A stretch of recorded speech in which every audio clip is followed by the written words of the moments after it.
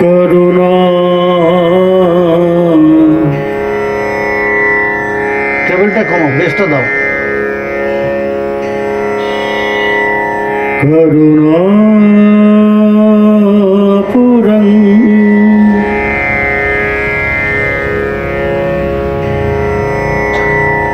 করুণা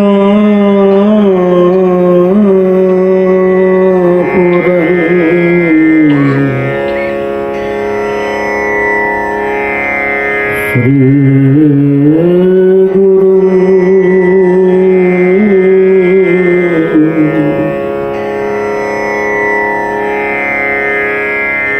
শরণং গচ্ছামি।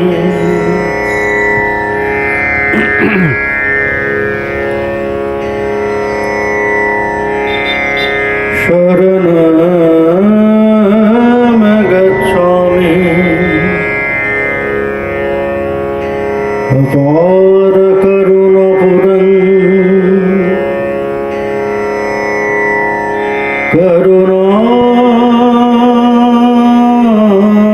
করুণাপুরং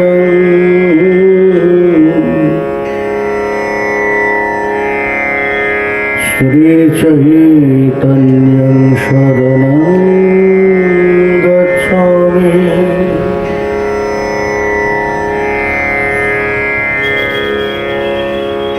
শরণং গচ্ছামি। মাস্টারটা বড়। অপার করুণা পুরং করুণা পুরং করুণা পুরং শ্রী নিত্যানন্দং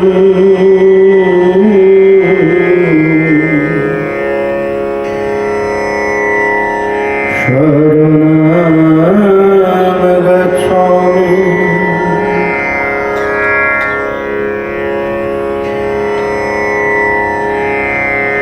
শরণং গচ্ছামি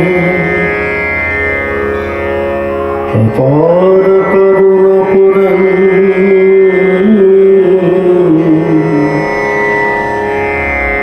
শ্রী অদ্বৈতং শরণং গচ্ছামি।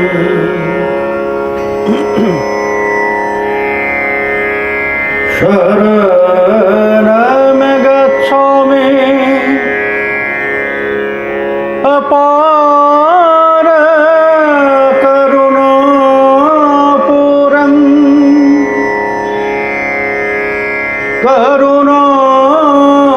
করুণাপুরং শ্রী গৌরগণং শরণং গচ্ছামি।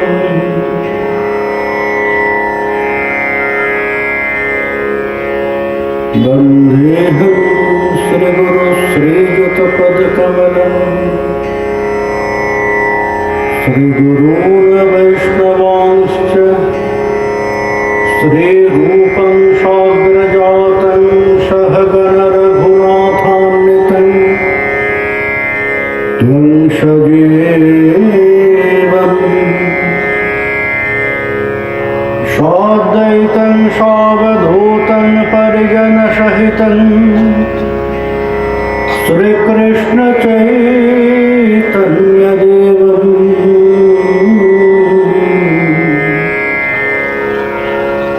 श्री राधा कृष्ण पादान् सहगण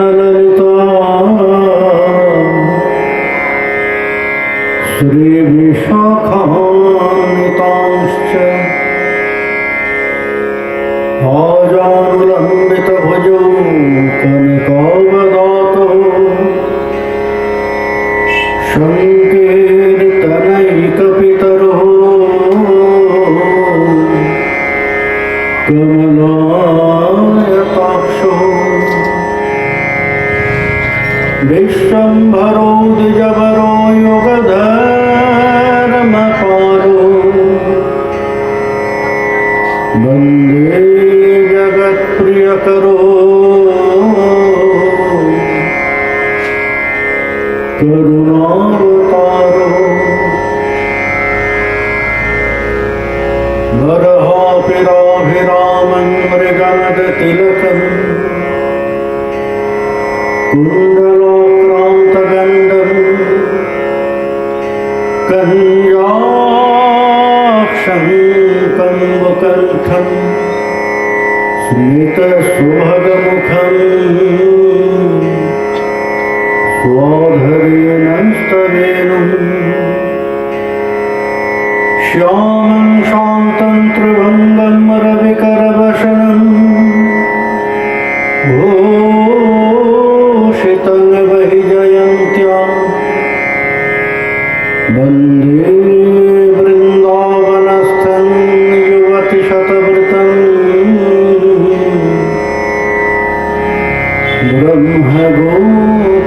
ब्रह्मगोपालवेशम्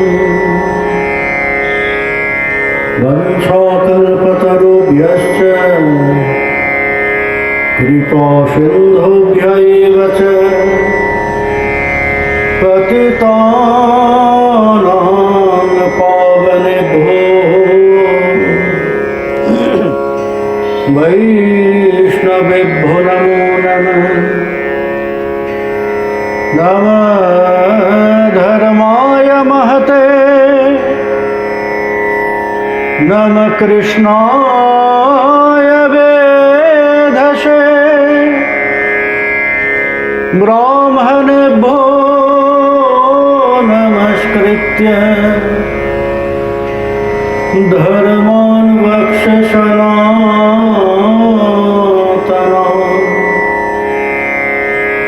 तुलसीकाननं यत्र यत्र पद्मवनानि च पुराणपठनं यत्र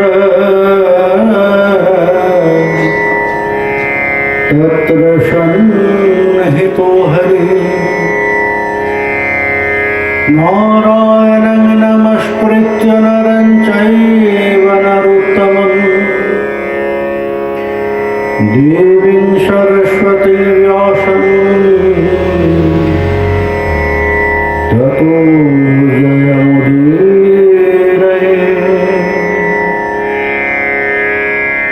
जयतां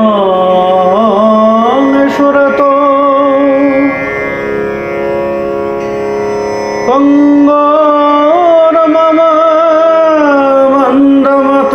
मन्दमतेर्गति मत्सर्वस्य पदाम्भोजो श्रीराधा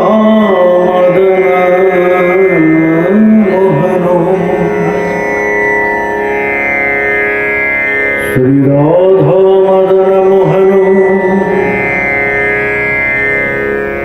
श्रीराधा मदन मोहनो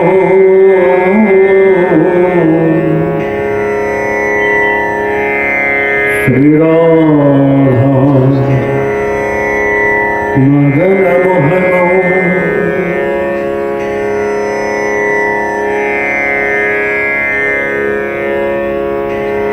यं प्रव्रजन्तमनुपेतमपेतकृत्यम्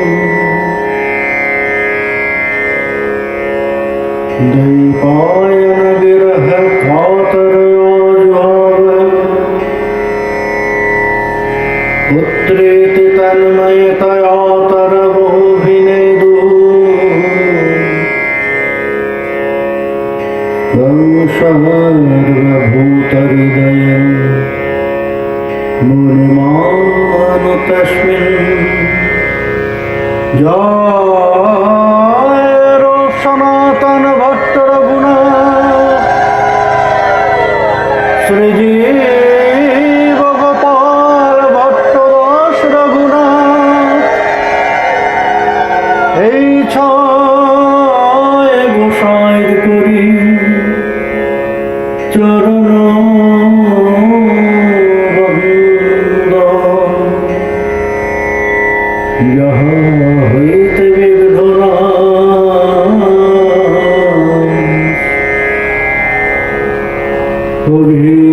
অভীষ্ট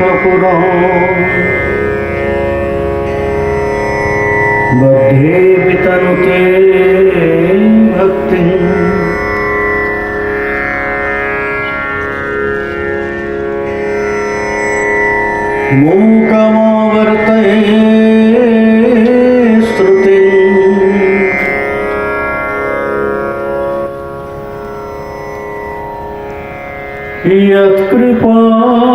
यत्कृपात्वमहं वन्दे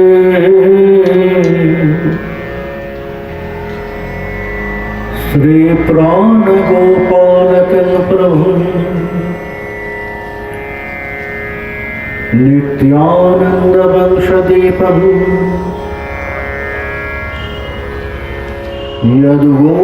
यद्गोपालनन्दनम्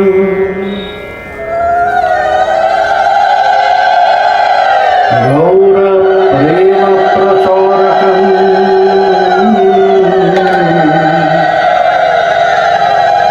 वन्दे मदनगोपालम्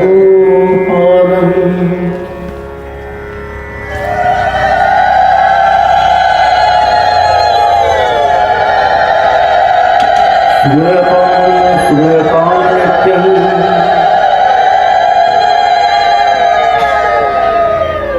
गीयतां मुदा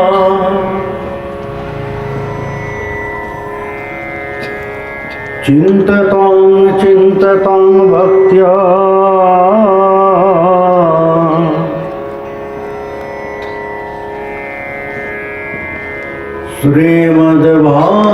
श्रीमद्भागवतामृतम् मधुरं मधुरमेतन्मङ्गलं मङ्गलानां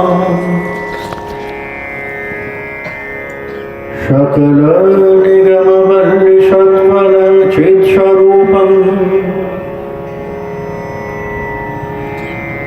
शक्रेदपि परिगीतं श्रद्धया हेलयावान्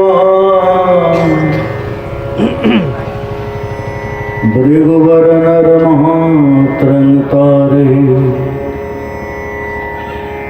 कृष्णनाम हे भृगुवर कृष्णनाम नरमात्रङ्तारे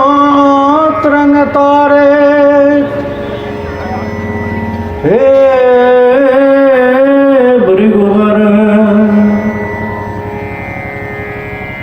कृष्ण नाम नरमात्रन्तारे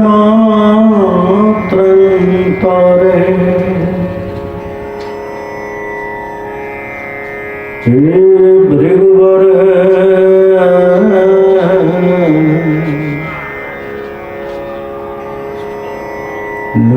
नरमात्रन्तारे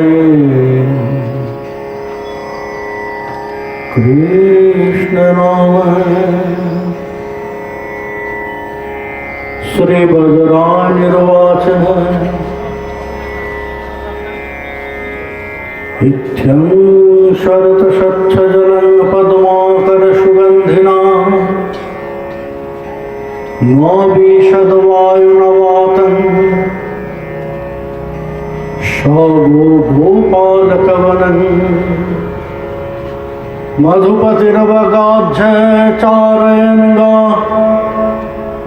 सह पशुपालबलश्चुकूजवेणुम् कुसुमितवनराजसुष्मिभृङ्ग्य द्विजकुलघूष्टशरशरीन्महिद्रम् मधुपतिरवगाढ्यचारयन्गा सह पशुपालबलश्चुकूजवेणुम्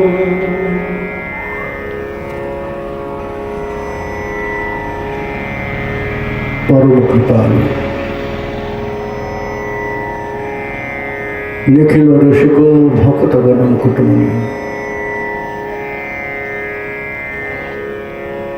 परमहंस चूड़ामणि श्रील शुकदेव गोस्वामी च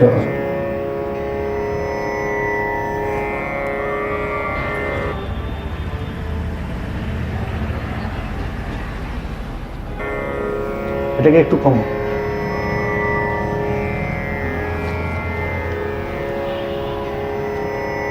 নামা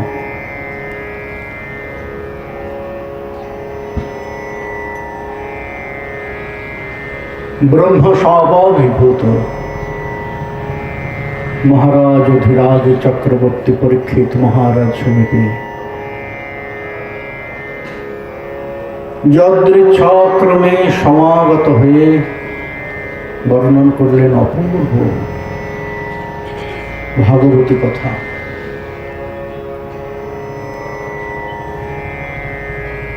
যা কলিহত জীবের পরম প্রাপ্তির উপায়।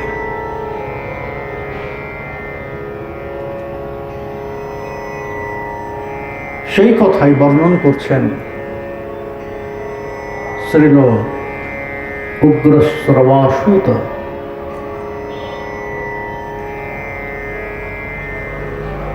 কোথায়? না নৈমিষারণ্যে শৌনকাদি ষষ্ঠী সহস্র ঋষির সম্মুখে।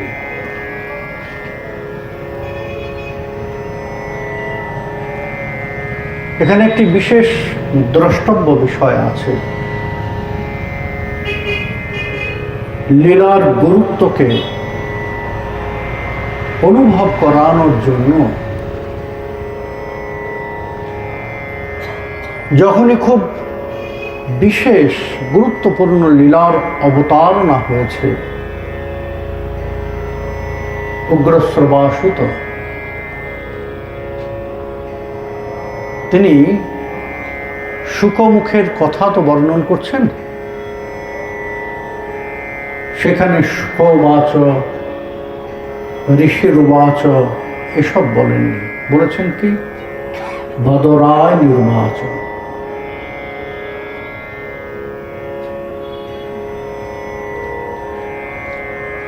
যখনই অতি গুরুত্বপূর্ণ কোনো লীলার আমরা দর্শন করি, সেখানেই আমরা দেখতে পাই এই বাদরায় নির্বাচ উল্লেখ করেছেন। কেন?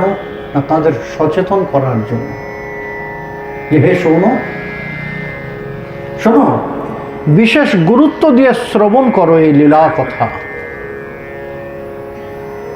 কারণ এ কোনো গল্প কথা নয়।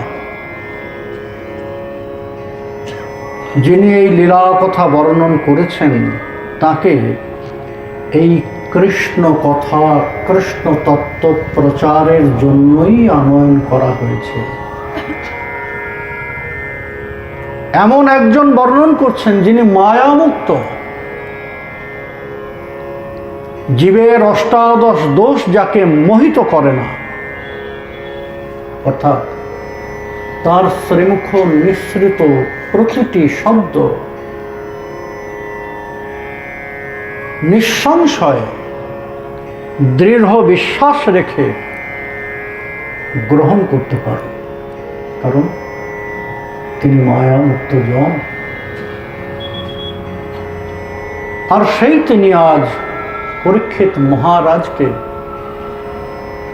বর্ণন করতে চলেছেন এক অপূর্ব লীলা কথা। এক সন্ধিক্ষণের কথা বর্ণন করছেন। কি সন্ধিক্ষণ জানো শৌনক? বড় বিচিত্র। আমরা জানি বয়ঃকালের মধ্যে জন্ম হওয়ার পরে যখন শিশু বৃদ্ধি প্রাপ্ত হয়, তখন শৈশবকাল একেবারে শিশু, তারপর আসে বাল্যকাল, তারপর আসে পৌগণ্ডকাল, এরপর কৈশোর। কিন্তু এই বিচিত্র ভগবানের বিচিত্র লীলা কথা বর্ণন করতে গিয়ে শুকদেব সচেতন করলেন, পরীক্ষিত শোনো, বড় বিচিত্র কথা। ভগবান বাল্য থেকে পৌগণ্ডে পদার্পণ করলেনই না, বাল্য থেকে সোজা কৈশোরে পদার্পণ করলেন।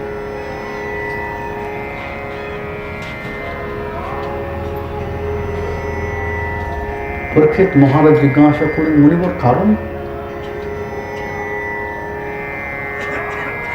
ভগবানের স্বরূপ তো নিত্য কিশোর,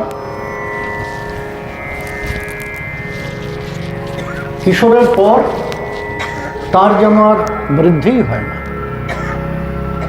নিত্য কৈশোর স্বরূপ। যে কারণে তিনি ওই বাল্য অবস্থাতেই কৈশোর স্বরূপ যেন প্রাপ্ত হয়েছেন। লীলার বয়ক্রম তখন 7 বছর বয়স। একটা 7 বছরের শিশু মেয়েদের সঙ্গে প্রেম করছে, এটা কি সাধারণ কথা?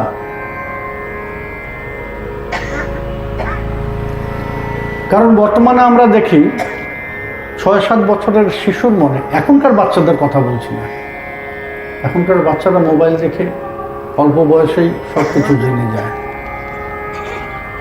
আমাদের সময়কালের কথা বলছি, যখন মোবাইলের প্রভাব বিস্তৃত হওয়া দূরের কথা, মোবাইলই আমরা দেখিনি ছোটবেলায়, তখনও ওই পুরুষ স্ত্রী ভেদ জ্ঞান তখনও প্রকট হয় না 6-7 বছরের বাচ্চার মধ্যে। আর এখানে আমরা দেখতে পাচ্ছি ভগবান কৈশোরে পদার্পণ করছেন, কৈশোর ভাবে পদার্পণ করছেন। শারীরিকভাবে কৈশোরে তো পদার্পণ করেছেনই, এখন এতদিন ওই দাস্য ভাবের আস্বাদন করেছেন, পরোক্ষ দাস্য। প্রত্যক্ষ দাস্য তো বৃন্দাবনে নেই, কেননা পিতা বর্তমান থাকতে পুত্রের প্রত্যক্ষ দাস হতে পারে না, এই জন্য পরোক্ষ দাস্য সেই ভাবের আস্বাদন করেছেন। বাৎসল্য ভাবে ডুবে গিয়ে নিজেকে হারিয়ে ফেলেছেন। নন্দ বাবা মা যশোদার ওই যেন খেলার পুতুল হয়ে গিয়েছেন। সখ্যভাবে শ্রীদাম সুদাম দাম বসুদাম এদের সঙ্গে মেতে উঠেছেন গোষ্ঠ খেলাতে। এইসবের আস্বাদন ভরপুর করছেন এতদিন, কিন্তু আজ যেন পরীক্ষিত ভগবানের মনে একটু ভিন্ন ইচ্ছা জাগ্রত হয়েছে।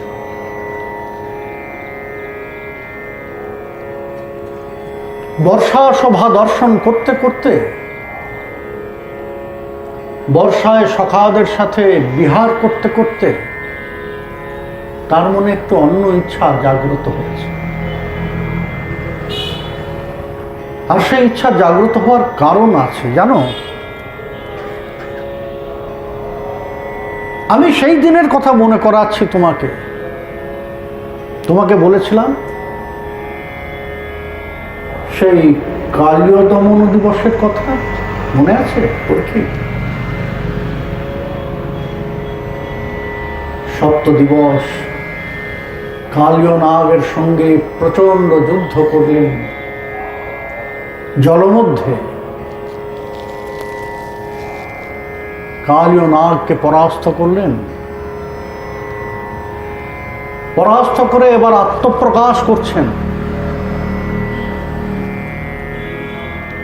নটরাজ তো রসবাজ নটরাজ, তার সবকিছুর প্রকাশ ওই সাধারণভাবে হয় না। কারণ বৃন্দাবনের লীলার প্রকাশ বড় বিচিত্র। ব্রহ্মসংহিতায় বড় সুন্দর কথা বলেছেন, শ্রিয় কান্তা কান্ত পরম পুরুষ।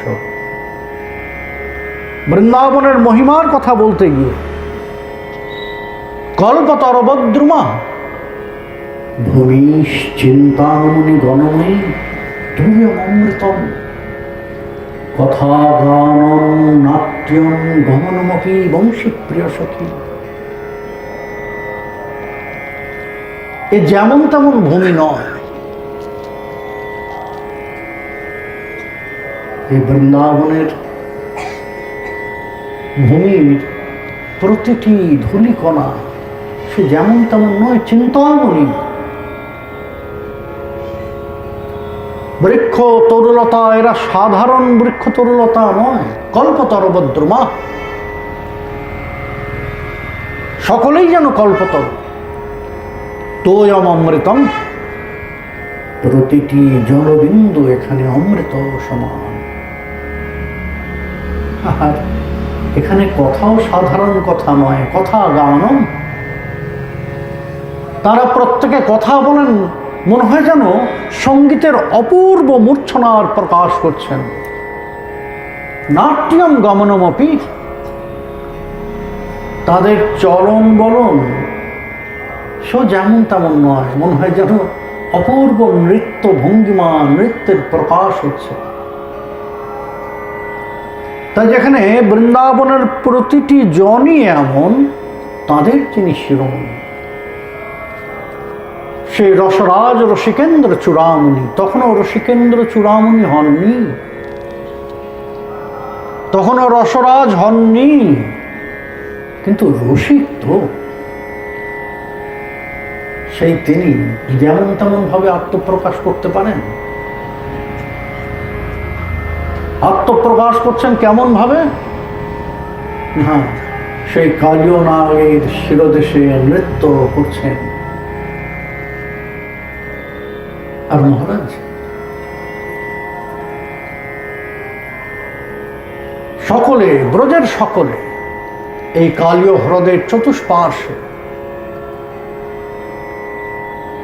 সকলে অপেক্ষা করছেন কখন কৃষ্ণ দর্শন হবে, কখন কৃষ্ণ দর্শন পাবো, কেমন ভাবে পাবো, তারা সংশয়। কারণ তারা জানেন কৃষ্ণ ভগবান। মহারাজ ওই যে বলেছি না, তারা মাধুর্যের পরিকর। তারা এটা জানেন না কৃষ্ণ ভগবান তা নয়, তারা জানেন কৃষ্ণ ভগবান কিন্তু মানেন না।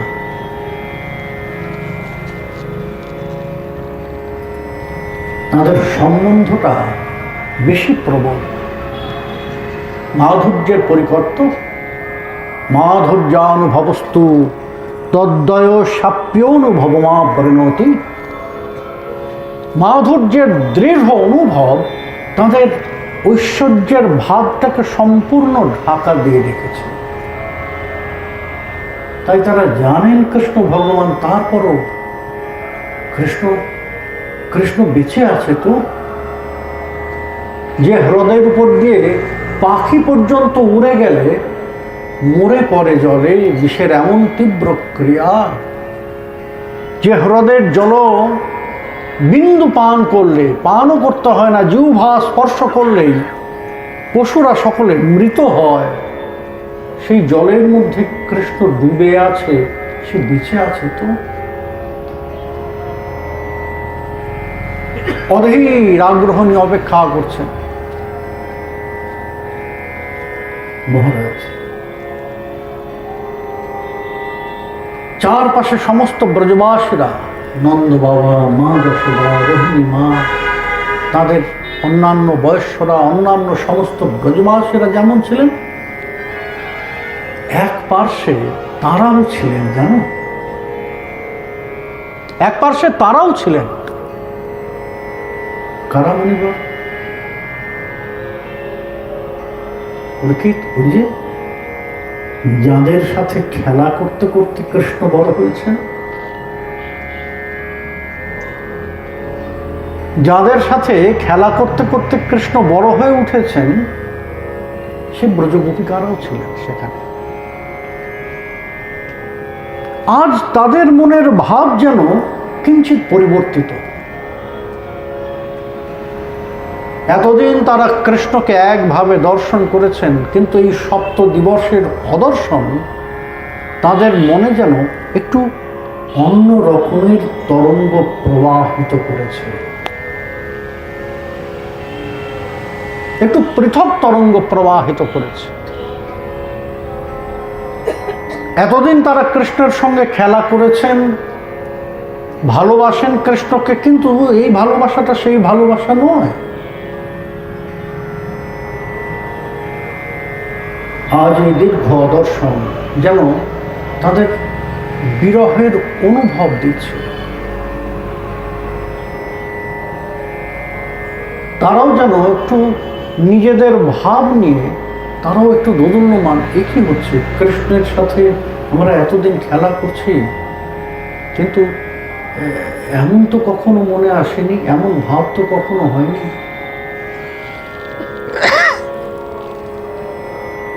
আত্মপ্রকাশ করলেন কৃষ্ণ। কালীয় শিরে নৃত্য করছেন,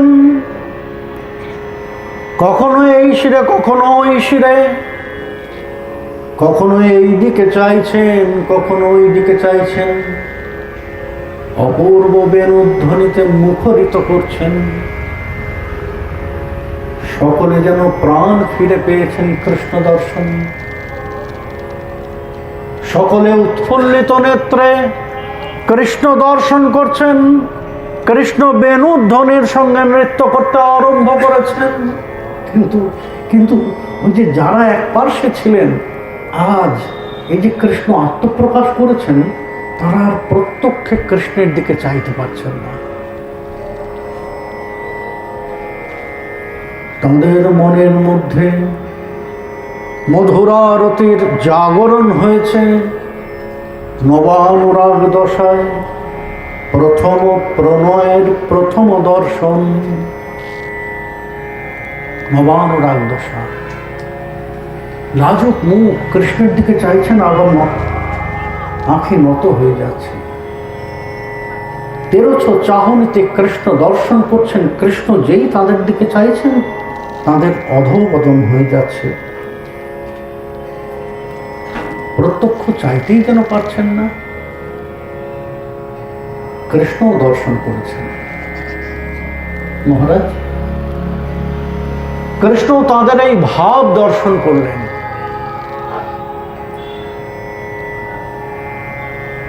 ভগবান এই সপ্ত দিবসের মধ্যে যেন বাল্য থেকে পৌগণ্ডকে অতিক্রম করে ফেলেছেন, জানো মহারাজ। কালীয় শিরে যখন নৃত্য করছেন শ্রীকৃষ্ণ, তখন আর কৃষ্ণ ওই বালক কৃষ্ণ নয়, পৌগণ্ড কৃষ্ণ নয়, যেন এক কিশোর কৃষ্ণ। কিছু গাম্ভীর্য, কিন্তু একটা কৃষ্ণ অঙ্গে যেন ভাবের একটা ওই যুদ্ধ হয়েছে, জানো। বাল্য তার যাওয়ার এখনো সময় হয়নি, আর কৈশোর তার আসার সময় হয়নি, কিন্তু ভগবানের ইচ্ছা। এই জন্য কৃষ্ণ অঙ্গে যেন বাল্য এবং কৈশোরের যুদ্ধ হল। আর সেই রণে বাল্য সত্যি পরাজিত হল। এখন মহারাজ, ওই পরাজিত রাজ্য থেকে বিজিত রাজা যেমন ধন সম্পদ নিয়ে এসে প্রদর্শনী করে, যে দেখো দেখো এই এই ধন সম্পদ আমি অর্জন করেছি, এখানেও প্রদর্শনের ব্যবস্থা করেছে কৃষ্ণ কৈশোর। বাল্যের সেই চাঞ্চল্য স্বভাব, সেই স্বভাবকে স্থান দিয়েছেন কৃষ্ণ নয়নে আর চরণে। চটুল চাহনি, চরণ দুটি যেন স্থির হতেই চায় না, কারণ বাল্যের সেই চাঞ্চল্য এখনো নয়নে আর চরণে রয়ে গিয়েছে।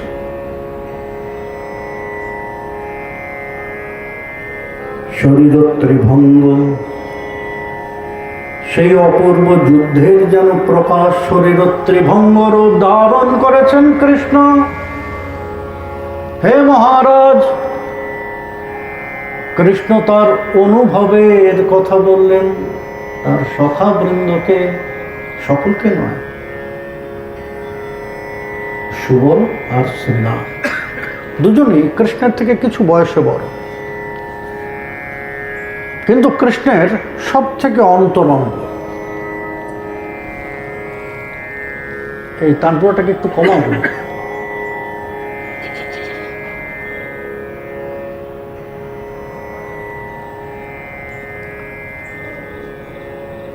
শ্রীরামকে বললেন, সুবলকে বললেন যে ভাই, আমার এক অদ্ভুত পরিস্থিতি হয়েছে। কি হচ্ছে ভাই জানিস, ওই যে কালিয়নাগের শিরোদেশে আমি নৃত্য করছিলাম না, হ্যাঁ জানিস, তখন ওই কালী হ্রদের চারপাশে সকলে দাঁড়িয়েছিলেন। হ্যাঁ হ্যাঁ, আমরা তো সকলেই ছিলাম। জানিস, এক পাশে তারাও ছিলেন। কাদের কথা বলছিস ভাই? আরে ওই যে তারা। কাদের কথা বলছিস তুই? যাদের সাথে আমরা খেলা করতাম তারাও ছিলেন। ও গোপিকারা। হ্যাঁ সখা, বেশ, সে তো আমরাও দেখেছি। কিন্তু জানিস, তারা সেদিন না ওই কি একটা বলতে চাইছিলেন আমাকে। কি বলতে চাইছিলেন কই, আমরা তো কিছু শুনিনি। তাদের পাশেই তো আমরা ছিলাম, কই আমরা তো দেখিনি যে তারা কিছু বলছেন। না না, ওই মুখে নয়, তাদের চাহনির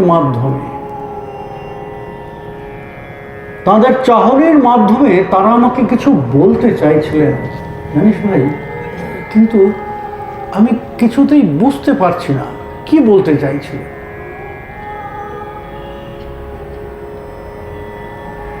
গিয়ে জিজ্ঞাসা করলেই হয়। তুই ওদের গিয়ে জিজ্ঞাসা কর যে তোমরা সেদিন কি আমাকে কিছু বলতে চাইছিলে, কি বলতে চাইছিলে বলো।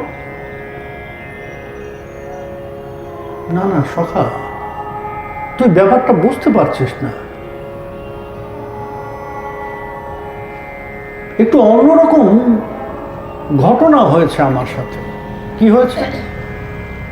ওই সেদিন তাদেরকে সকলকে দেখলাম, তারা তাদের চাহনির মাধ্যমে আরক্তিম বদনে, তাদের আরক্ত নয়নে তারা আমার দিকে চাইছেন, আবার অধবদন হয়ে যাচ্ছেন, কিছু বলতে চাইছেন। তাদের সেই মুখগুলো আমি আর ভুলতে পারছি না। শয়নে স্বপনে তন্দ্রা জাগরণে, আহারে বিহারে গমনে ভ্রমণে সদা সর্বদা আমার সম্মুখে তাদের অপূর্ব অপূর্ব মুখমণ্ডলগুলি ভেসে উঠছে। তার মধ্যে জানিস, একজনের মুখ আমার ভিতরে বসে গিয়েছে। তার মুখটা আমি কিছুতেই ভুলতে পারছি না। যদি নয়ন মুদে থাকি, অন্তরে আমি তাকেই দেখি।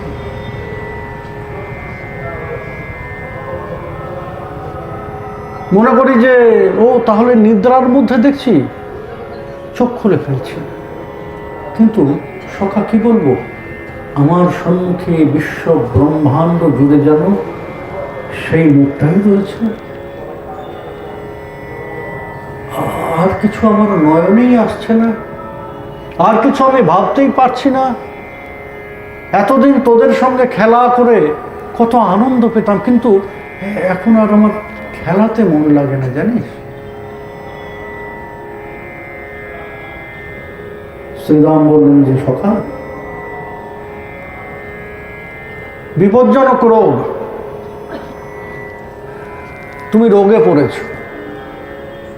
হ্যাঁ, এটা রোগ, অবশ্যই রোগ। আরে রোগ বড় ভয়ানক। কোন কবিরাজ এই রোগকে ঠিক করতে পারবে না, তাই নাকি? তাহলে তো সত্যি বড় ভয়ানক রোগ। কি রোগ এটি সখা? এই রোগের নাম হচ্ছে প্রেম রোগ।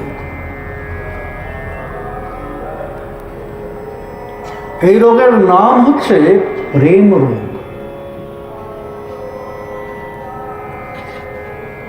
তাহলে এই রোগ থেকে মুক্ত হওয়ার উপায় সখা, এই রোগে কেউ একবার পড়লে তো এই রোগ থেকে কেউ মুক্ত হতে পারে না।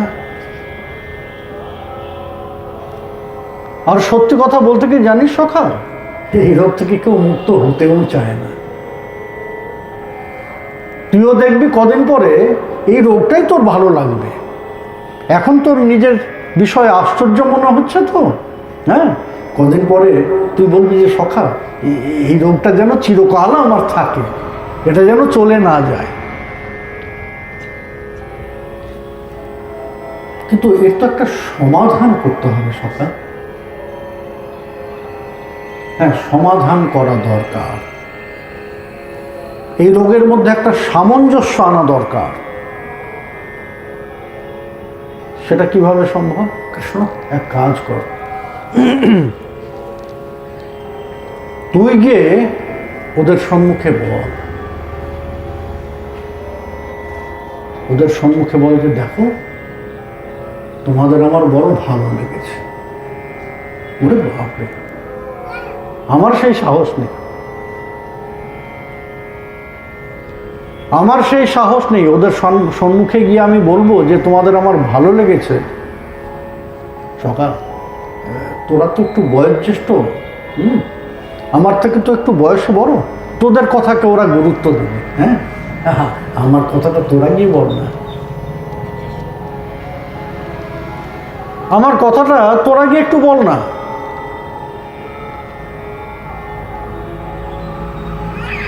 সুবল আর শ্রীরাম পরস্পরের দিকে চাওয়াচাই করে বললেন যে না কৃষ্ণ, তুই রক্ষা পেলেও পেতে পারিস, কিন্তু আমরা গিয়ে যদি এই কথা বলি একদম নিশ্চিতভাবে মার খেয়ে আসতে হবে।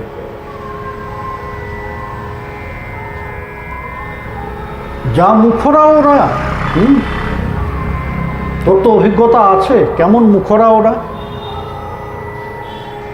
সখা, ওই যে যার কথা বললাম, যে মুখটা আমার ভিতরে বসে গিয়েছে, সে কিন্তু মুখরা নয়।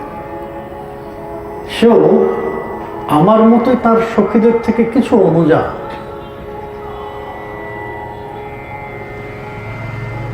তার কাজ পর্যন্ত পৌঁছতে পারলে তো, তার কাজ পর্যন্ত পৌঁছানোর আগেই আমাদের মেরে ওখান থেকে তাড়িয়ে দেবে। সখা, তাহলে উপায়? আমার মনের কথা আমি তাদের জানাবো কি করে?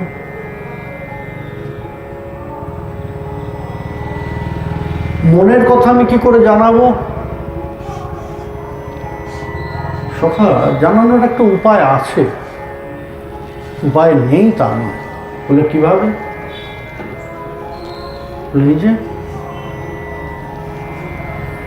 এই যে তোমার কোটিতে যে আছে, এই বংশীর দ্বারাই তুমি তোমার মনের কথা তাদের জানাতে পারবে না। সখা, আমার বাঁশির কথা শুধু আমার এই গোবৎসগুলো বোঝে, তোরা বুঝিস, ওরা তো বুঝবে না। তাহলে অভ্যাস করো,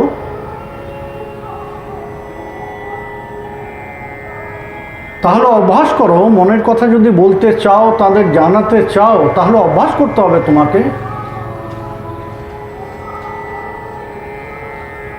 ভগবান অভ্যাস করতে আরম্ভ করলেন। মনের কি চাহিদা দেখুন, স্বয়ং ভগবান।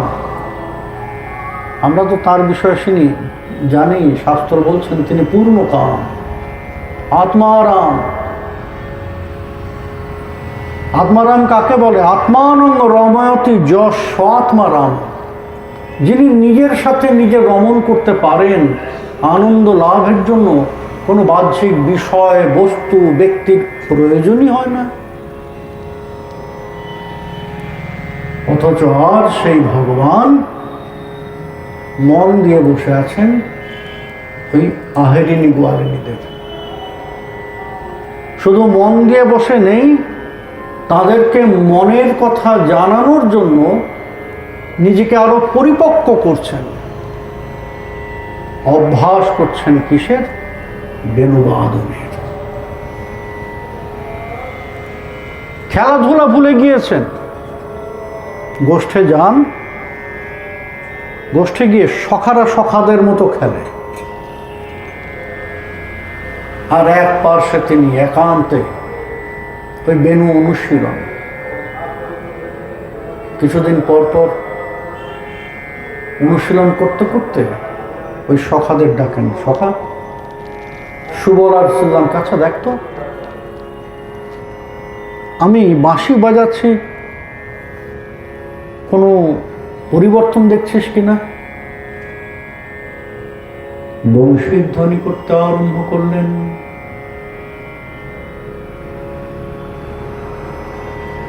কৃষ্ণ নয়ন মুদে আত্মস্থ হয়ে বংশীর ধ্বনি করছেন। এখন তো আর খেলা নয়, এখন তার নিজের সমস্যা, আত্মগত হয়ে গিয়েছেন। মন প্রাণ এক করে সে চেষ্টা করছেন কৃষ্ণ। আর কৃষ্ণ বেণুধ্বনি শ্রবণ করে ময়ূরেরা ছুটে এসে নৃত্য করছেন।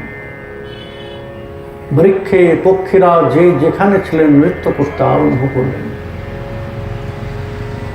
বংশীর ধ্বনি করে কিছুক্ষণ বংশী, কিরে সখা পরিবর্তন দেখলি কিছু? দেখেছি সখা, আগের থেকে পরিপক্কতা এসেছে। কি করে বুঝলি? জানিস, তুই যেই বাঁশি বাজাতে আরম্ভ করেছিস, ওই ময়ূরগুলো ছুটে এসে নাচতে আরম্ভ করেছে। ওই গাছে ওই যে পাখিগুলো বসে আছে না, ওরা কি সুন্দর তালে তালে নৃত্য করছিল। তাহলে সখা হবে না, আরো পরিপক্কতা দরকার, আরো অভ্যাস করা, আরো অভ্যাস, আরো গভীর প্রচেষ্টা। আবার কিছুদিন পর সখা এবার দেখতো কৃষ্ণ বংশী বাজাতে আরম্ভ করলেন। সখারা চতুষ্পার্শ্বে নজর রাখছেন। হ্যাঁ হ্যাঁ কৃষ্ণ হয়েছে হয়েছে। কি? ওই দেখ, এগুলো কলি ছিল। তুই যে বাঁশি বাজাতে আরম্ভ করেছিস, সব কলিগুলো আস্তে আস্তে ফুটতে আরম্ভ করেছে। তাহলে সখা এখন আমি, না না, এতেই হবে না, আরো পরিপক্কতা দরকার।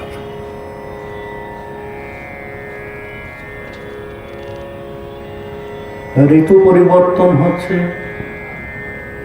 কৃষ্ণ অভ্যাসে ডুবে আছেন। বৃন্দাবনে বর্ষা ঋতুর আগমন হয়েছে। প্রকৃতি যেন ভরে উঠেছে। প্রকৃতি গ্রীষ্মের দাবদাহ থেকে শীতল স্পর্শে সেই সন্তাপ থেকে মুক্ত হয়েছে। একটা স্বস্তির যেন নিঃশ্বাস ফেলেছে। কেন ব্রজের গরম যারা অনুভব করেছেন তারা জানেন সেখানে গ্রীষ্ম কি জিনিস।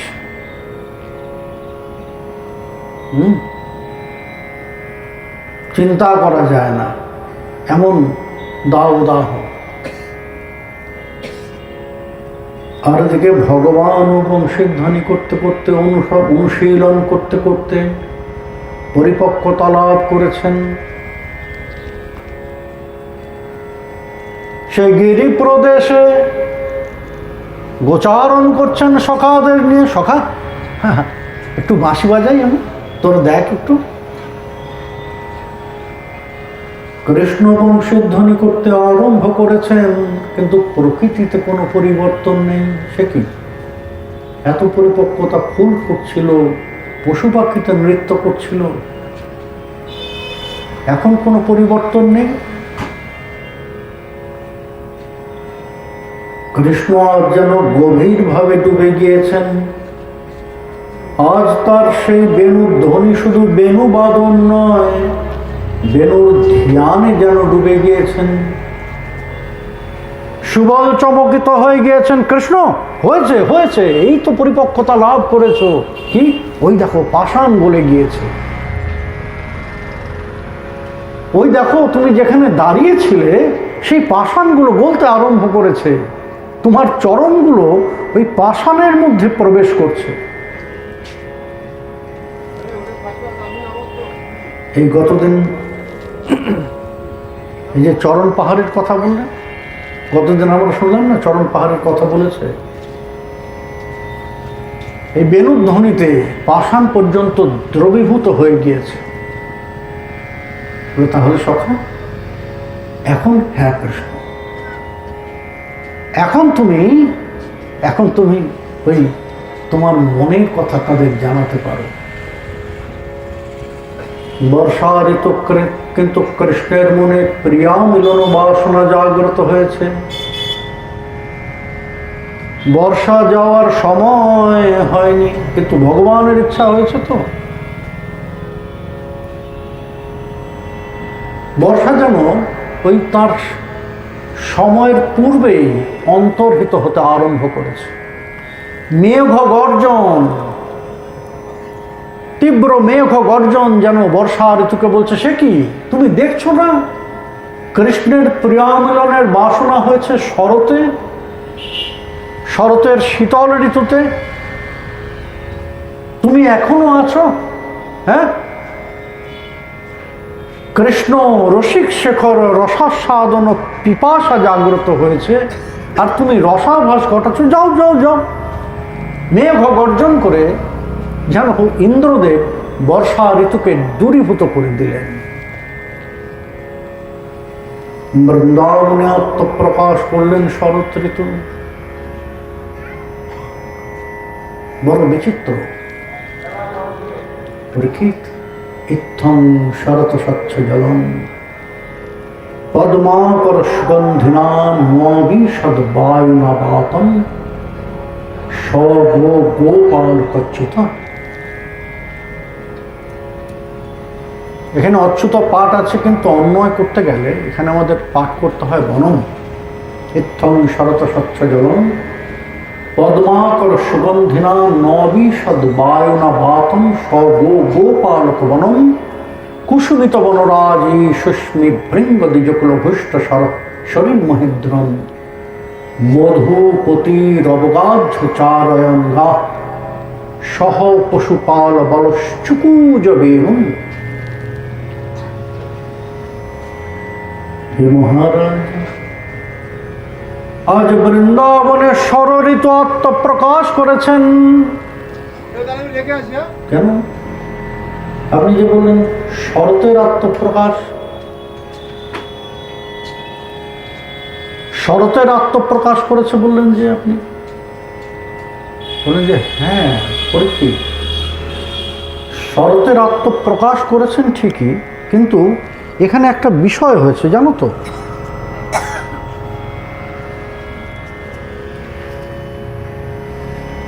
এবং নিবসতস্তস্মিন রামকেশবয়োর্ব্রজে শরৎ সমভভ্রা সচ্ছাম্বু পরুষানীলা শরদানি রজৎপত্যা নীরানি প্রকৃতিং যজু ভ্রষ্ট্যানামিব চেতাংশে পুনর্যোগ নিষেवया व्योम्नवभ्रत भूत सावल्यं भूव पंकमपांबलम शरज्जहारश्रमिणां कृष्णे भक्तिर यथा शुभम।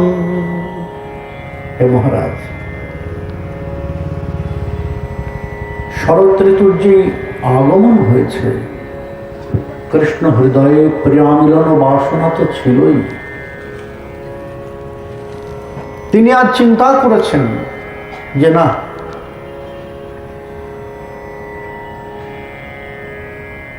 আজ হৃদয়ে মধুর রসের যে অনুভব করছি, পরিপূর্ণ অনুভব করতে গেলে এই জনপদে থাকলে তো চলবে না।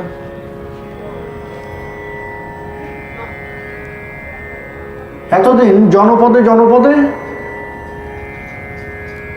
এই গোবৎসদের নিয়ে ঘুরে বেড়াতেন, কিন্তু না, এখানে থাকলে তো অনেক বাধা বিঘ্ন আসবে, গুরুজনেরা আছে। তাহলে কোথায়? সখাদের বললেন, সখা চল, আজ আমরা বনে প্রবেশ করব।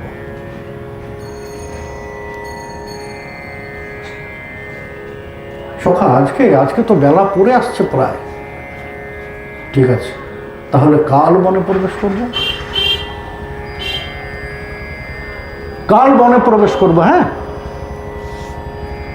তাহলে চল আজকে তাড়াতাড়ি চলে যাই, বনপত্র অনেকটা, আজকে তাড়াতাড়ি গৃহে প্রত্যাবর্তন করি। কৃষ্ণের মনের ইচ্ছা যেন প্রকৃতিতে সাড়া ফেলে দিয়েছে, জানো মহারাজ। কৃষ্ণ বনে প্রবেশ করবেন, প্রকৃতিতে সাড়া পড়ে গিয়েছে। কারণ তিনি তো যেমন তেমন নন। রসিকেন্দ্র চূড়ামণি রসরাজ আজ রস আস্বাদন ও পিপাসা নিয়ে প্রিয়ামিলন বাসনা হৃদয়ে সুপ্ত ভাবে জাগ্রত, মধুর রসের আঙিনায় পদার্পণ করেছেন পূর্বরাগ দশায়, দুপক্ষই, যেমন কৃষ্ণ তেমন ব্রজগোপিকা বৃন্দ। তবে ব্রজগোপিকা বৃন্দ কৃষ্ণের থেকে তারা কিছু এগিয়ে আছেন। পূর্বরাগ কাকে বলে জানো মহারাজ? রতিরিয়া সঙ্গমাৎ পূর্বম দর্শন শ্রবণাদিয়া তয়োরুন্মিলিতে প্রাজ্ঞৈর পূর্বরাগ শৌচ্যতে। রতি অর্থাৎ মিলনের পূর্বে, মিলনের পূর্বে ওই প্রত্যক্ষ বা পরোক্ষ দর্শন অথবা গুণের কথা শ্রবণ করে মন তীব্রভাবে আকৃষ্ট হওয়া। আজ সেই ব্রজগোপিকারা, কারণ নারীদের হৃদয় ওই পুরুষ হৃদয় থেকে কিছু এগিয়ে থাকে, তাদের ম্যাচুরিটি, পরিণত ভাব ছেলেদের থেকে একটু আগে আসে। তাইরা ওই মধুর রসের আঙিনায় পদার্পণ করেছেন সেই কালীয় দমন দিবসের দিন থেকে। সেদিন থেকে কৃষ্ণকে নিবেদন করবেন বলে তাদের হৃদয়ের ডালি তিল তিল তিল তিল করে ভরিয়ে তুলেছেন। কৃষ্ণ অনুরাগে তাদের হৃদয় পাত্রটি কানায় কানায় পরিপূর্ণ। মহারাজ কৃষ্ণকে সেই কথা স্মরণ করিয়ে দিচ্ছেন। এই বৃন্দাবনের সমস্ত কুণ্ডগুলি, সমস্ত সরোবরগুলি, সমস্ত সরোবরগুলি কানায় কানায় পরিপূর্ণ। তারা যেন আজ এই ব্রজগোপিকাদের হৃদয়ের কথা ঘোষণা করছেন যে কৃষ্ণ এবার একটু তাদের কথা ভাবো,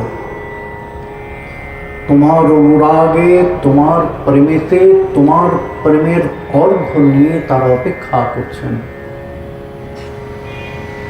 তোমার অনুরাগে তাদের হৃদয় পাত্রটি কানায় কানায় পরিপূর্ণ, এতটা পরিপূর্ণ যে সামান্য কিছু তার মধ্যে পড়লেও উপচে পড়বে, এতটা পরিপূর্ণ। সুতরাং কৃষ্ণ এটাই সেই সময়, যে সময়ে তাদের তুমি নিজের করে নিতে পারো। মহারাজ প্রকৃতিতে সাড়া পড়েছে। ইত্থং শরত স্বচ্ছ জলং পদ্মাকর সুগন্ধিনা।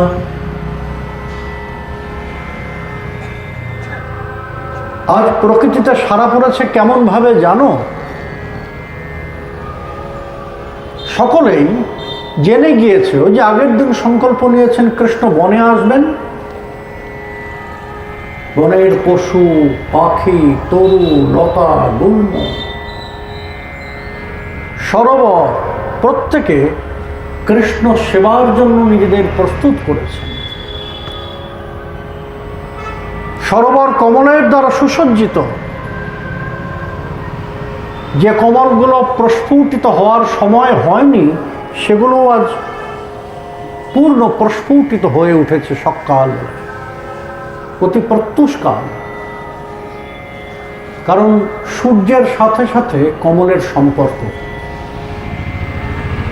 সূর্যের কিরণ যত প্রকাশিত হবে, সূর্য তাপ যত বর্ধিত হবে, কমল তত প্রকাশিত হবে।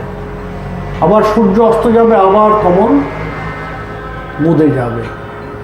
কিন্তু এখানে তা নয়, অতি প্রত্যুষকালে তখনও সূর্যদেব সম্পূর্ণ প্রকাশিত হননি, কিন্তু কমল প্রকাশিত হয়ে গেছে। এখন কমলের নিজস্ব তো সেবা করার ইচ্ছা আছে,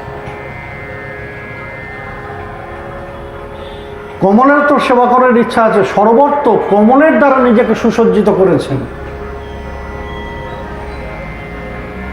যে এই শোভা দর্শন করে কৃষ্ণ আনন্দ পাবে। এখন কমল কৃষ্ণ সেবা করবেন কি করে? কমল পবনকে প্রার্থনা জানালেন, হে পবন, দেখো তুমি কৃষ্ণ সেবা প্রত্যক্ষ রূপে করতে পারো, তুমি মন্দ গতিতে প্রবাহিত হতে পারো, তুমি তীব্র গতিতে প্রবাহিত হতে পারো, কিন্তু দেখো তুমি সেবা করবে, আমারও তো কৃষ্ণ সেবার ইচ্ছা আছে। পবন যেন জিজ্ঞাসা করলেন, বেশ বলো কি সাহায্য করবো তোমাকে, তুমি কিভাবে কৃষ্ণ সেবা করতে চাও? বলে, আমার তো কিছু নেই, আমার কৃষ্ণ সেবার জন্য আমার সৌরভটাই আছে। আমি ওই কৃষ্ণের কাছে গিয়ে যে কৃষ্ণ সেবা করব আমার সৌরভ দিয়ে, সেই উপায় তো আমার নেই, আমি তো চলতে পারি না। বেশ বলো কি করব? তুমি তো এই বনে প্রবাহিত হবে, তুমি যখন প্রবাহিত হবে আমার সৌরভটিকে সঙ্গে করে নিয়ে যাও। এমনি এমনি তো এই যে বলছেন পদ্মাকর সুগন্ধিনা, ইত্থং শরত স্বচ্ছ জলন পদ্মাকর সুগন্ধিনা বায়ু। এই বায়ু পদ্মগন্ধ সুরভিত হলো কি করে? এমনি এমনি তো হয়নি। কমল তাকে অনুরোধ করেছেন যে আমার এই সৌরভকে তুমি সাথে করে নিয়ে যাও, জানি না কৃষ্ণ বনের কোন প্রান্তে আসবেন, তুমি আমার সৌরভ এই বনের প্রান্তে প্রান্তে প্রসারিত করে দাও। মহারাজ কমলের সেই কাতর অনুনয় বিনয় শ্রবণ করে পবনদেব যেন ওই সন্তুষ্ট হয়ে তার সৌরভকে সাথে নিয়ে চিন্তা করলেন যে তো আমারও অলঙ্কার, এতে কৃষ্ণ সেবাও হবে আর আমারও একটা অলঙ্কার হবে। বায়ুটা কেমন না, পদ্মগন্ধি বায়ু, যেমন তেমন বায়ু নয়। আমরা তো বায়ু করি তো সুগন্ধ, আরে বাজে বাতাস আসছে, বাজে গন্ধ আসছে বায়ুর থেকে, দোষটা আমরা সেই বায়ুকে দিই। কোনো গন্ধ পেলে এই বাজে গন্ধ আসছে দিক থেকে, জানলাটা বন্ধ করে দাও, এদিক থেকে আসছে, আরে বাহ সুন্দর গন্ধ আসছে এদিক থেকে, নিশ্চয়ই কোনো ফুল গাছ আছে, এগিয়ে যায় সেদিকে। পবনদেব দেখলেন যে তো আমারও অলঙ্কার। কমলের সেই উন্নয়কে, সেই নিবেদনকে স্বীকার করলেন। কমল গন্ধ সুরভিত পবন প্রবাহিত হতে থাকলো বনমাঝে। আর এমন অবস্থায় কৃষ্ণ এসে উপস্থিত হয়েছেন সমস্ত সখাবৃন্দকে নিয়ে। গোপালক বনম, সঙ্গে আছেন কে না বলদেব চন্দ্র। সহ পশুপাল বল, পশুপাল মানে অন্যান্য সখাবৃন্দ আছেন, অন্যান্য গোপালকগণ আছেন, বলদেব চন্দ্র আছেন। বনে প্রবেশ করতে গিয়ে বনশোভা দেখে মুগ্ধ হয়ে গিয়েছেন। বনে প্রবেশ করা হলো না, প্রান্তে দাঁড়িয়ে গিয়েছেন, দুটো হাত প্রসারিত করে সকলকে স্তব্ধ করে দিয়েছেন। সখা দেখ কি অপূর্ব বনশোভা, সখারা অবাক হয়ে চেয়ে আছেন। হ্যাঁ রে কৃষ্ণ, এটা কি করে হলো? এই ফুল তো এই ঋতুর নয়, এই ফুল তো ওই ঋতুর নয়। সমস্ত ঋতুর কুসুম, পুষ্প, ফল সব আজ বনের মধ্যে সুশোভিত। 6টা ঋতুই যেন বনে আত্মপ্রকাশ করেছেন।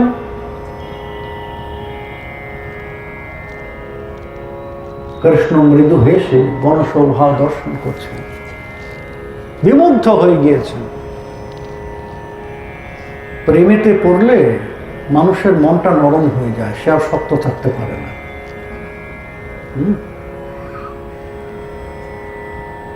যে মানুষ গভীরভাবে প্রেমে পড়েছে, আর নবানুরাগ দশা যদি হয়, তাকে দিয়ে সব করানো যায়, লোভ দেখিয়ে। এটা আমরাও করেছি আমাদের বন্ধু বান্ধবদের, যে আমাদের কোনো বন্ধু কারোর প্রতি আকৃষ্ট হয়েছে কিন্তু নিজে বলার সামর্থ্য নেই, ঠিক আছে আমরা গিয়ে বলে দেবো, কিন্তু আমাদের খাওয়াতে হবে, আগে খাওয়া তারপর।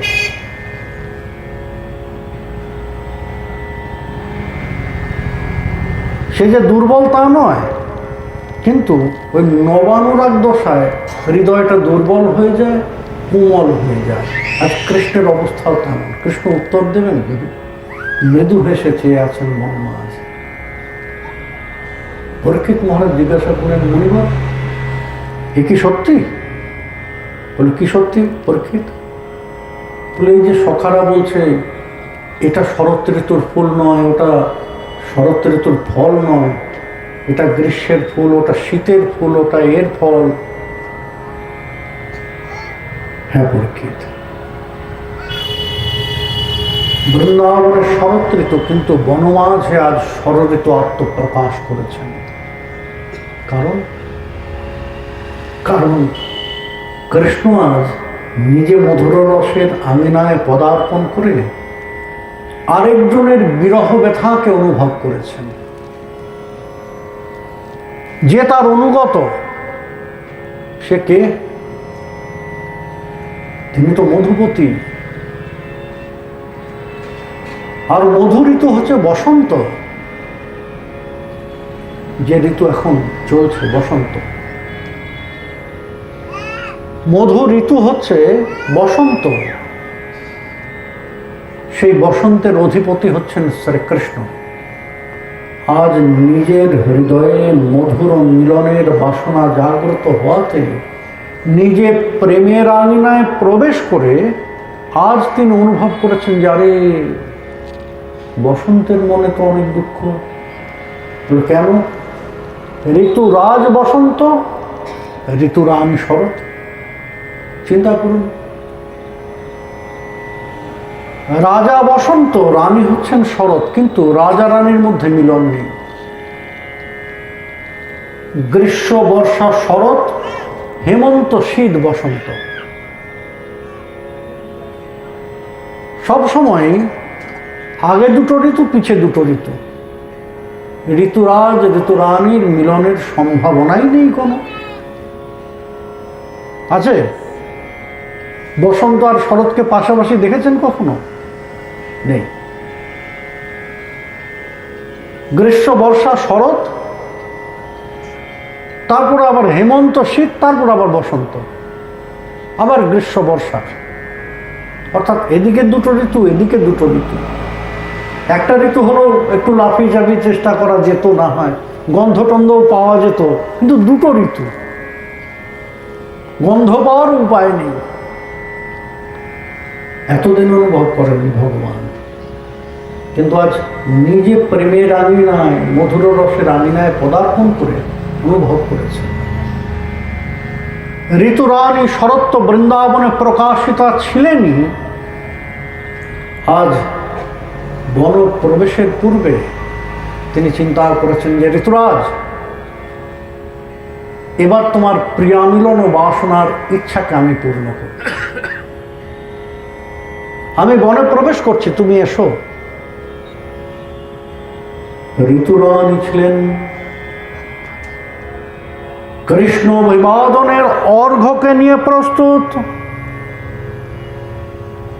কৃষ্ণ যেই স্মরণ করেছেন ঋতুরাজ বসন্ত উদিত হয়েছেন বৃন্দাবনে, ঋতুরাজ ঋতুরানীর অপূর্ব মিলন অভিবাদন কৃষ্ণ গ্রহণ করছেন। এখন রাজা রানী চলে এসেছেন, মন্ত্রী পাত্র মিত্র অমাত্য এরা কি দাঁড়িয়ে থাকতে পারেন নাকি?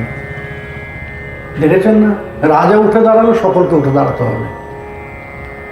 রাজা কোথাও গেছে মানে তা বাকি সকলকে যেতে হবে। গ্রীষ্ম বর্ষা শরৎ হেমন্ত, ওই গ্রীষ্ম বর্ষা হেমন্ত এবং শীত তারাও ওই রাজা রানীর পিছনে পিছনে সকলেই কৃষ্ণ সেবাতে উপস্থিত হয়েছেন। হে মহারাজ, এই জন্য আজ বৃন্দাবনে ষড়ঋতু আত্মপ্রকাশ করেছেন। আর ভগবানও ষড়ঋতুর এমন প্রকাশ কখনো দর্শন করেননি। একে তো ভাবের পরিবর্তন, তার মধ্যে এমন অপূর্ব শোভা দর্শন করে মুগ্ধ হয়ে গিয়েছেন, নিজে স্তব্ধ হয়ে গিয়েছেন, সকলের কোলাহলকে স্তব্ধ করে দিয়েছেন। চুপ। কি হল সখা? আরে দেখছিস না, পক্ষীকুলের কলকাকলি এক অপূর্ব সঙ্গীতের মূর্ছনা সৃষ্টি করেছে। এ সখা অনুভব কর। সখা, এই বনের মধ্যে মাঝে এত অলংকার দিয়ে আমাকে সাজিয়ে দিয়েছেন, এই অলংকার করে প্রবেশ করলে না রসাভাস ঘটবে। তাহলে তোরা এক কাজ কর, আমাকে বনসাজে সাজিয়ে দে, এই অলংকারগুলো সব খুলে ফেল। সমস্ত অলংকার খুলে সখারা ওই একটা বস্ত্রের মধ্যে পুটলি করে গাছের মধ্যে, বনের বাইরে গাছের কোটরে রেখে দিলেন। রসিক শেখর তো রসাভাস ঘটবে, বলেন যে না, এইভাবে নয়, বনসাজে সাজিয়ে দে। মধুপতির অবগাহ্য ডুবে গেলেন প্রকৃতির মাঝে, অবগাহন করছেন। অবগাহন নদীতে হয়, কিন্তু ভগবান আজ প্রকৃতির মাধুর্যের মধ্যে অবগাহন করছেন। মধুপতির অবগাহ্য ডুবে যাচ্ছেন। সখা, আমাকে বনসাজে সাজিয়ে দিত। সখারা ওই ভিন্ন ভিন্ন ঋতুর ভিন্ন ভিন্ন পুষ্প নিয়ে অপূর্ব সাজে সুসজ্জিত করে দিলেন কৃষ্ণকে। তার মধ্যে বিচিত্র ভাবে কবরী বন্ধন করলেন কৃষ্ণের। চ্যুত প্রবাল, কচি কচি আম পাতা। চ্যুত প্রবাল কাকে বলে জানেন? কচি কচি আম পাতা। আম পাতা একদম যখন ওই প্রকাশিত হয় তখনও সবুজ হয় না, কিন্তু তামাটে রং থাকে, একদম কচি পাতাগুলো, সেগুলোকে বলা হয় চ্যুত প্রবাল। ফুলমালা দিয়ে বেষ্টনী করে কৃষ্ণ কবরী বন্ধন করেছেন শিরদেশে। আর সেই শিরদেশে চ্যুত প্রবাল দিয়ে ওই কচি কচি আম্রপল্লব দিয়ে সুসজ্জিত করে দিয়েছেন। আর শিরদেশে দিয়েছেন অপূর্ব ময়ূরপুচ্ছ। হস্তে হস্তবন্ধনী, কোমর বন্ধনী, কণ্ঠে বৈজয়ন্তী মালা। সখা, কেমন লাগছে? অপূর্ব।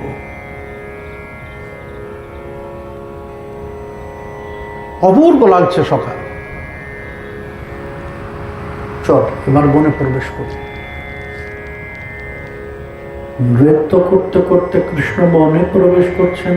মধুপতির অবগাহ্য ডুবে গিয়েছেন প্রকৃতির মাঝে। পক্ষীর কলকাকলির অনুকরণ করছেন। কখনো কোকিলের কেকারবের সঙ্গে অনুকরণ করছেন, কোকিল কুহুরবে ডাকছে আর কৃষ্ণ কুহুরবে তার সাড়া দিচ্ছেন।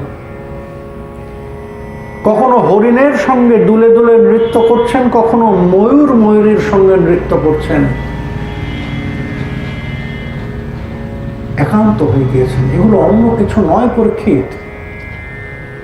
কৃষ্ণের ভাবের এই পরিবর্তন কৃষ্ণ প্রকৃতিকে অনুসরণ করতে করতে, অনুকরণ করতে করতে এমন প্রকৃতির মধ্যে ডুবতে ডুবতে এগিয়ে চলেছেন।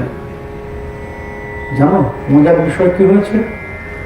বলদেব চন্দ্র এবং সখারা একদিকে চলে গিয়েছেন। বলদেব চন্দ্র এবং সখারা একদিকে চলে গিয়েছেন, আর কৃষ্ণ ওই প্রকৃতির শোভা দর্শন করতে করতে মনে মনে বলছেন, মুখে বলছেন, সখা দেখ এটা, সখা দেখ ওইটা। কখনো দুবাহু প্রসারিত করে ওই লতা গুল্মের প্রসারিত বাহুকে স্পর্শ করতে করতে চলেছেন। সন্তু অবতার আবহব পঙ্কজনাভ সর্বে ভদ্রা কৃষ্ণাজন্য কোবা লতাসু অপি প্রমোদ ভবতি। বিল্বমঙ্গল ঠাকুর বলেছিলেন, কৃষ্ণ ছাড়া কি এমন আছে যে লতাগুল্মকে পর্যন্ত প্রেম দান করেন? এই যে কৃষ্ণ যখন বনে প্রবেশ করছেন, দুটো হাত ছড়িয়ে দিয়েছেন। ঠিক কৃষ্ণ যেমন দুটো হাত ছড়িয়ে দিয়েছেন, লতারাও তাদের ওই শাখার ভুজ আরো অগ্রবর্তী করে কৃষ্ণ হস্তকে স্পর্শ করছেন, যেন কৃষ্ণের প্রেমের সাড়া দিচ্ছেন। তারা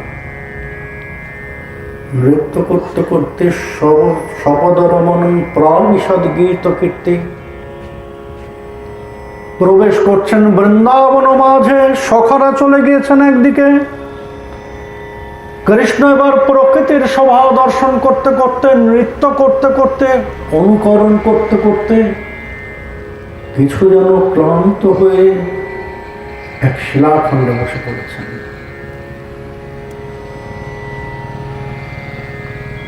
আচ্ছা,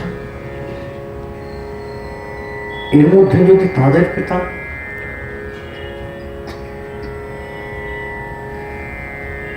এই সময় যদি আমি তাদের পেতাম কত ভালো হতো।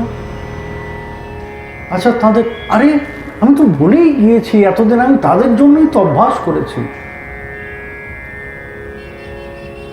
চুকু যাবে কখন ওই কোটি থেকে সেই বেণুটা হাতে এসেছে, কৃষ্ণ তাও বলতে পারেন না।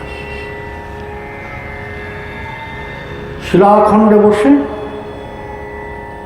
ওই তাদের জন্য, যাদের জন্য এতদিন অভ্যাস করেছেন, সেই তাদের উদ্দেশ্যে অপূর্ব বেণু নিনাদ করতে আরম্ভ করলেন। চুকুজ বেণু, প্লুত, দীর্ঘ। এই যে বেণু, এই বেণুর দ্বারা, এই ছোট ছোট বেণু, এর দৈর্ঘ্য খুব বড় হয় না, বড় বাঁশিগুলো গম্ভীর আওয়াজ করে,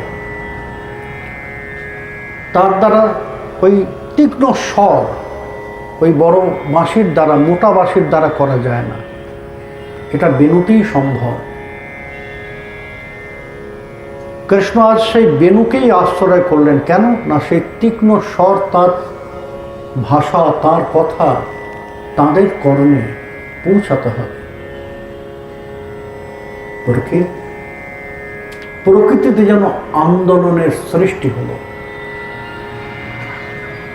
ভিন্ডন্ড কটাহ ভিত্তিমভিত বভ্রাম বংশীধ্বনি,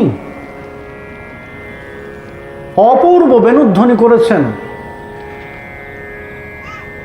আর এই বেণুধ্বনি শুধু ওই বনের মধ্যেই সীমাবদ্ধ থাকলো তা নয়। ভিন্ডন্ড কটাহ ভিত্তিমভিত বভ্রাম বংশীধ্বনি। অন্ডকটাহ, অন্ডকটাহ কোনটাকে বলে জানেন? আকাশের দিকে চাইবেন, আকাশের দিকে চাইলে কি মনে হয় না একটা কড়াই উল্টিয়ে বসানো আছে, তাই না? একটা কড়াই উল্টিয়ে বসানো আছে, তাই মনে হয় না? এরকম গোল মনে হয় না? এইভাবে গোল হয়ে চারদিকে নেমে গিয়েছে। এটাকে বলা হয় অন্ডকটাহ। বলেন যে কৃষ্ণ বেণুধ্বনি করলেন, এই বেণুধ্বনি শুধু ওই বনমাঝে সীমাবদ্ধ থাকলো না। কেন সীমাবদ্ধ থাকলো না পরে আসবেন। কোথায় পৌঁছলো না, অন্ডকটাহ ভেদ করে সেই সত্যলোকে পৌঁছে গেল। আবার এটা তো উপরে গেল, আর নিচে পাতালে ভোগেন্দ্র মাঘুর নয়ন, যার শিরদেশে এই সর্ষে দানার মতো এই বিশ্ব ব্রহ্মাণ্ড রয়েছেন, সেই অনন্ত শেষ তিনিও সেই পাতাল থেকে শতযোজন দূরে বসে তিনিও শ্রবণ করলেন এই বংশীর ধ্বনি। এক অপূর্ব তরঙ্গ প্রবাহিত হয়েছে, যেন এক আন্দোলনের সৃষ্টি হলো, সকলের মধ্যে এক হইচই লেগে গেল। তাই নাকি মুনিবর? কি হলো? পরীক্ষিত, সকলে ভালো করে তাহলে শ্রবণ করুক। এমন অপূর্ব বেণুধ্বনি কেউ কখনো শ্রবণ করেননি। শ্রবণ করেননি কোনো মনুষ্য, শ্রবণ করেননি দেববৃন্দ,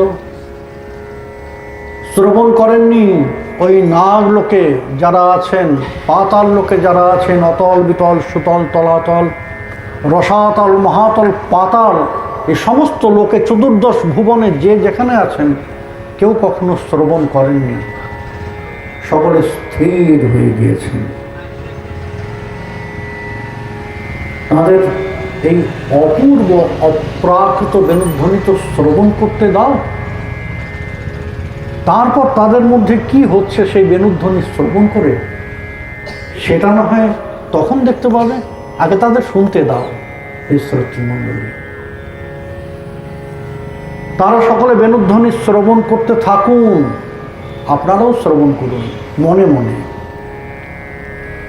কৃষ্ণ বেণু নিনাদ করেছেন, চুকুজ বেণু, আপনাদের জন্যও করেছেন। সুতরাং ওই বেণু নিনাদ শ্রবণ করতে থাকুন।